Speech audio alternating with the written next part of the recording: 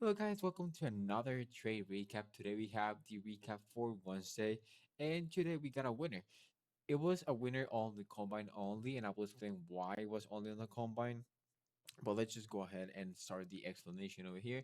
So, going into the open, I was really not a big fan of how Price was just pretty much sitting on the middle of the range of yesterday's drop. So, if this can load, yeah, here we go. So pretty much this is the job that we had on Tuesday. And now you see, like we're just sitting in the middle, bro. You know, not really like a clear direction of where we're gonna go. We're gonna go higher, we're gonna go lower. So it was not really that clear for me. We're just sitting here, right? Um in one of my notes that I had on my pre-market journal was like, okay, I'm already not a big fan of what prices right now. But I want to see a clear move on one direction and then see if BWAPs and prices and overall the structure can support that idea that we're gonna go short or lower today, you know. Also, previous days low wasn't that far from open, you know. So I was also seeing the possibility of getting the sell off over here, take previous low, and then probably look for some shorts. But open, we can see that as soon as we open, went lower over here, then we push higher. We close above overnight BWAP. We close above previous day's BWAP, and also over here, we bounce from New York BWAP. So that actually looks really good for longs. And I was like, okay, bet. I like the longs over here. Then we took London high. Then we formed the range. We broke the range here, and now this is where I took my entry. I took this entry on a combine. And the reason for that is because we actually did not fully retest New York. I think NQ actually did retest the New York here. Oh yeah, over here. So from like an SMT at the lows. And NQ actually retested the New York BWAP. But I was not really paying too much attention on NQ. I just saw it and I was like, okay, cool. We're retesting New York now. I never thought about getting into a position ship just because like today, bro, like the opening range was like humongous, bro. It was like almost like 40 like 50 fucking 46 points, bro. It was huge. And also on NQ was 300 points, bro. Jesus, bro.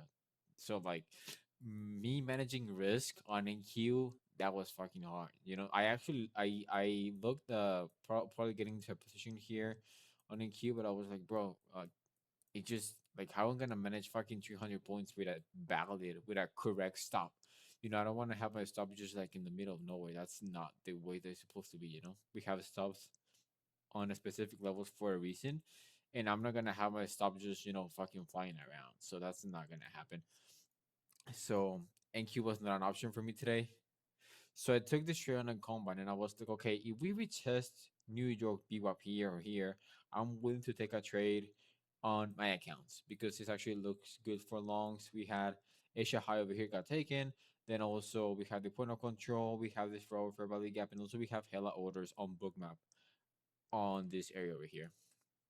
Sadly, price never actually came back to New York, so I never took the trade on my other accounts.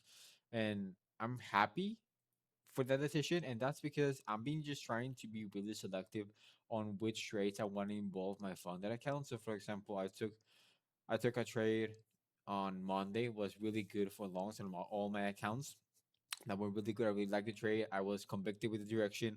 Then yesterday was flat for me. Really not a fan of shorts. Yesterday also there was not really like a pullback to New York, so it was never an option for me. And then today I respected my decision of just like I like the longs, but I'm gonna just throw my funders over here. Like I think already. I don't want to say suffer. Well, I guess I already had enough losses last week to understand that I just need to be more mature about my trading. That's actually like something that I was thinking of today. Funny, I was thinking that today when I was doing my cardio in the gym because when I'm doing my cardio, I just like my mind opens and I'm just thinking about stuff while I'm just walking. So I just I turn my head into saying to myself, just like be mature about your trading, be professional about your trading, and understand like it's not worth it to actually put your accounts on trades that are not like really you're not fully sure of the direction, and also the probabilities are not that good, you know. So that was one of the thoughts that I got in the morning. So that's why I took the trade on the combine and I did not take the trade on the funded, which I'm really happy about that decision. Then we can argue that we had a turnover here. I think we just like barely close above New York, but it wasn't like really something that got my eye on. For me, it was just like I need to see another closure. If I was if there with a, if for example this kind of close like around here, I would probably take another long, and I'm not sure if I'm gonna probably take another long on my funding just because like this is just chop right now. We're not able to push point of control, and also we never saw follow through, you know. So if I'm gonna take another long, probably gonna be again on the challenge that I'm currently doing on Lucid, just because like this stalling that we had over here, right? Now do you have the other trade idea, which was the double break. Now we if we put our glasses of hindsight, right, which is totally valid, um, we can say, okay, price went higher, price took liquidity from London, price took liquidity from Asia, price went to point of control, not able to break here, not able to break here, neither here, neither here. Then we're in a 4 hour fair value gap. As soon as we tap that bitch, we just went straight down, and then again straight down. And we can see kind of the signs that we might reject here, you know. And also, I think we had an SMT on this highs over here. But again, I'm just making the argue over here that there was a probably an option for shorts. Me personally, if I was thinking, because I don't think I was watching the charts anymore because I think I was working at that time already. So I have my other computer over here. I was working over there, so I was not really putting that much attention anymore to the charts at this point. But I think, based on what I have seen last week and everything, I would probably not take this trade. I'm just marking it up because that's the initial of the double break. Again, that's why I have my notes over here for you guys too, and also for me. So for my markups, um, the only con that I have over here because of a minus sign over here. I think that's really cool. You know, the plus and the minus, well, whatever. The only thing I really do not like about this is that we're actually fighting the BWAPs. We're fighting overnight and previous days BWAPs here on this entry over here, you know? That's why I like better this trade over here. And also an extra confluence that I was watching in the morning. Today was CPI. So usually I'm watching the CPI candle highs and lows to see if price is gonna take those levels or not, because I have seen a lot for a long time that these highs and lows of the wicks are pretty much good draws in liquidity.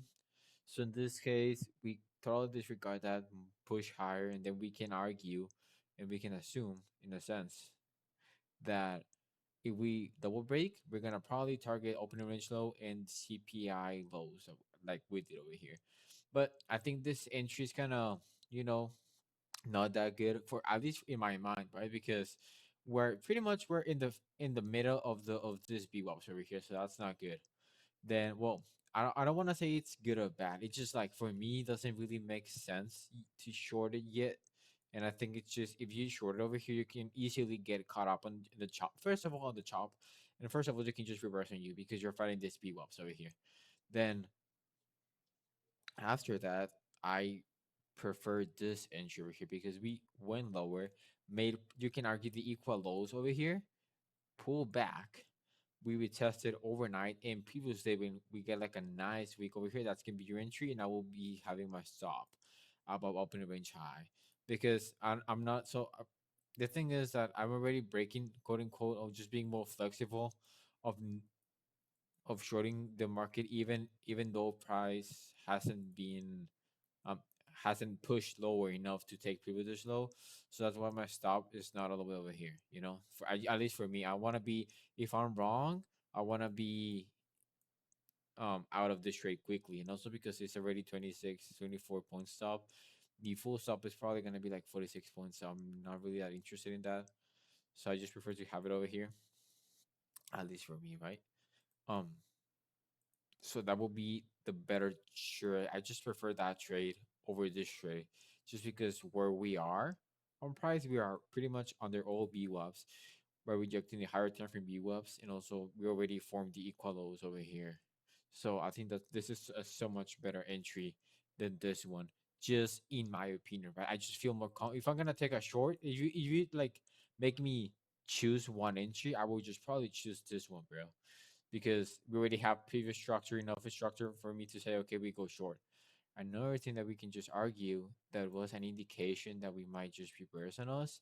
We already inverse this for this 5 minute over here, and also I think we inverse a 15 minute over here. Yeah, so pretty much we inverse this 15 minute over here. Then we went back, we tested the 5 minute inverse, and then the 15 minute inverse, and pretty much we just ended up taking the CPI as lows. Now I'm just adding this extra confluences for me, because if I'm gonna take these type of trades, I'm gonna need to have some extra more context, and that's why I'm just using the fair value gaps in this case. Again, I don't think I have mentioned this before, but I don't really use ICT that much anymore. um, the only thing I use is gonna be the fair value gaps. He just gave me a good idea of where price might wanna bounce or reject, But I mostly just put attention to the BWAPs at this point. I don't really use the fair value gaps that much anymore. It just helps me to give like an overall context of the market. So for example, if we in the open, if we drop over here, bounce from here, okay, so we're bouncing from this level, which is a 50-minute fair value gap. So I'm just using this fair value gaps as an extra context for me to understand what happened, and some extra stuff that I can look for the future, and also that's why I include the point of control rejection. I include the sweeps of Asia. I include the 4 hour fair value gap that we had above. So that's why I'm just adding an extra confidence that can help me understand what actually happened. You know. So I think that's pretty much it, guys. I think I'm up. I forgot again, but I'm sure I think it's 520 bucks above on this lucid combine. So we're doing pretty good on this combine. Also, this is the 10th, so I'm probably thinking I might get some top one futures challenges on Friday or on Sunday, so I can start those accounts next week too, just because of the sale that they're having right now. They're like 39 bucks, and also you get a one free if you get one account, so you get pretty much two accounts for 40 bucks. So that's really good. Like if you think about it, if you have your lucid, you're paying like $96 for the reset, and over here you're getting two accounts for 40, which is pretty much half price. The only thing that you actually need to pay an activation fee once you fast the accounts on top one futures. But I mean, it's you don't need to actually pay that shit.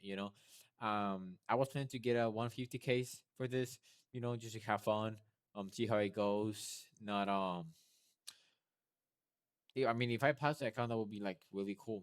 But I'm just wanted to try a different account, so I'm probably gonna give it a try to the 150K just because they're like hella cheap, you know. So I'm just gonna give it a try. And yeah, guys, that's pretty much it for today. Really happy with my trading. Really happy to be selective on which trades I want to be involving my funded accounts. And I think that's pretty much it. I hope you guys made money today. And again, like I always fucking say, if not, go back to review, see what you can improve on your next trade, so you can, I was saying, bro, every time we get in this type of days, most likely it's gonna repeat next week or even like probably tomorrow, bro. So I think it's always like really good to understand where you're going wrong or what's gonna be the trade for the day. And for me, the trade of the day was actually this double break short.